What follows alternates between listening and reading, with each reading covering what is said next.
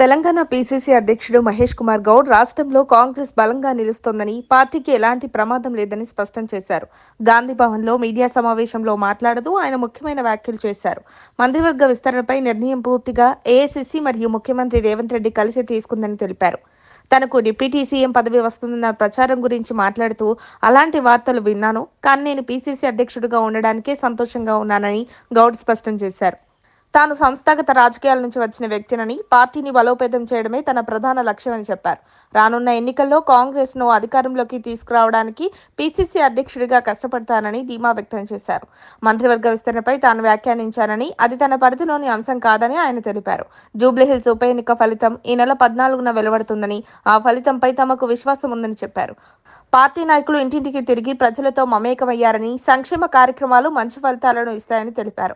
యువత ఓటు వినియోగంపై మరింత చురుకుదనం చూపించాలని ఆయన పిలుపునిచ్చారు. లోకల్ బాడీ ఎన్నికల విషయమై జూబ్లీహిల్స్ ఫలితం వచ్చిన తర్వాత ఏఐసీసీతో చర్చించి ముందుకు వెళ్తామని గౌడ్ తెలిపారు. కార్యకర్తలు ఇచ్చిన సమాచారం ప్రకారం కాంగ్రెస్ కు మంచి మెజార్టీ వస్తుందని చెప్పారు. 2 ఏళ్ల పాలనతో ప్రజలు సంతృప్తిగా ఉన్నారని, తిరిగి కాంగ్రెసే అధికారంలోకి వస్తుందని నమ్మకం వ్యక్తం చేశారు. ఓట్ల చోరీ అంశంపై మాట్లాడుతూ, రాహుల్ గాంధీ చేసిన వ్యాఖ్యలు నిజాయితీతో ఉన్నాయని, గత ఎన్నికల్లో ఓట్ల దోపిడీ జరిగిన విషయాన్ని గుర్తు చేశారు.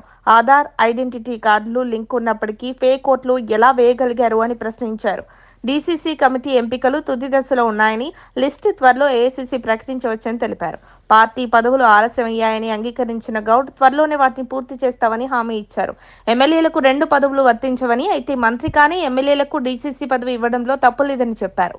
బీసీసీఎం అంశం తన కోసం కాదని, బీఆర్ఎస్ సోషల్ మీడియా ద్వారా తప్పుదారి పట్టించే ప్రచారం చేస్తుందని విమర్శించారు.